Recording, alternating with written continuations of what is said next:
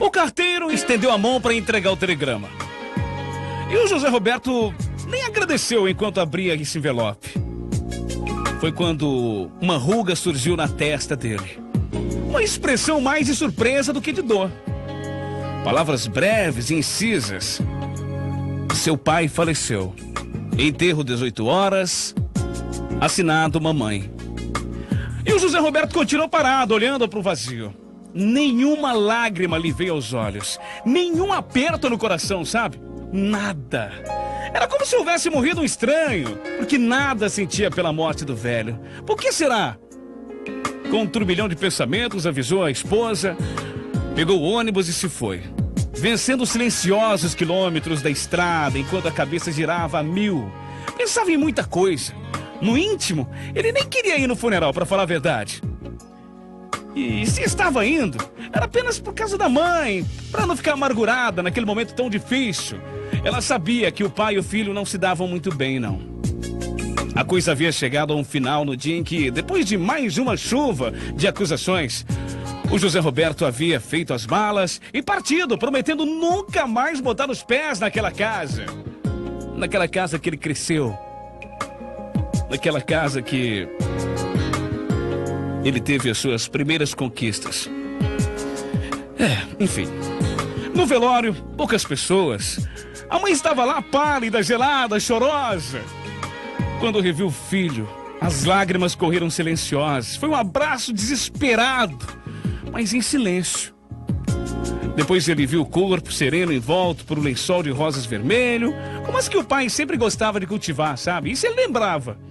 José Roberto não verteu uma única lágrima. O coração não pedia.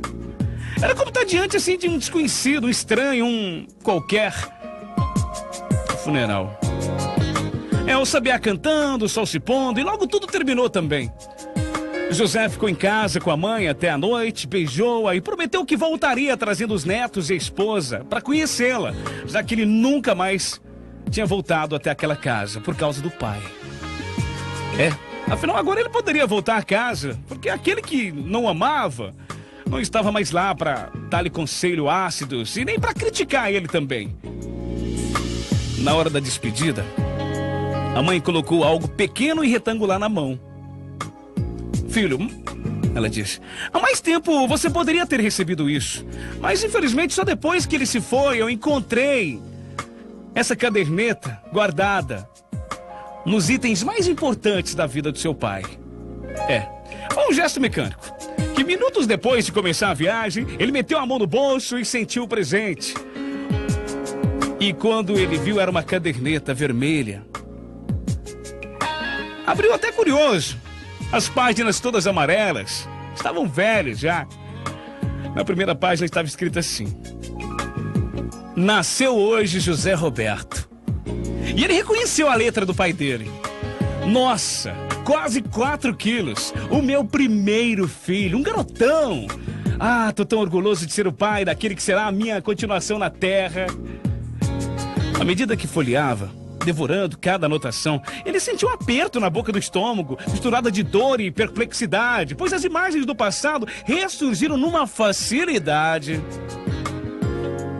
De repente, ele passou mais uma página e estava escrito: hoje meu filho foi para a escola, mas já tá um homenzinho. Quando eu o vi de uniforme, fiquei emocionado e desejei-lhe um futuro cheio de sabedoria. A vida dele será diferente da minha. Se vai! Que não pude estudar por ter sido obrigado a ajudar meu pai logo cedo, mas para esse meu filho desejo melhor. Eu não vou permitir não que a vida o castigue. Em outra página, Roberto leu mais uma vez escrito: o José me pediu uma bicicleta, mas meu salário não dá, mas ele merece, porque é estudioso, esforçado, um bom filho.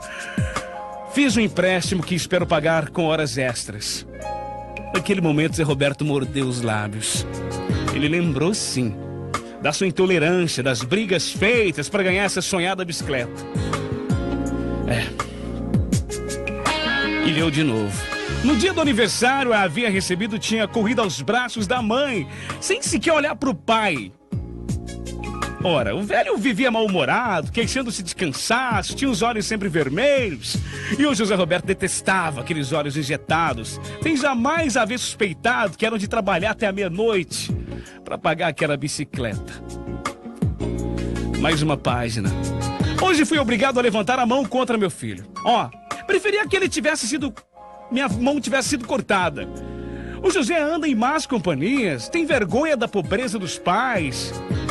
Se não der uma disciplina nele, amanhã vai ser uma coisa desagradável. Em outra página.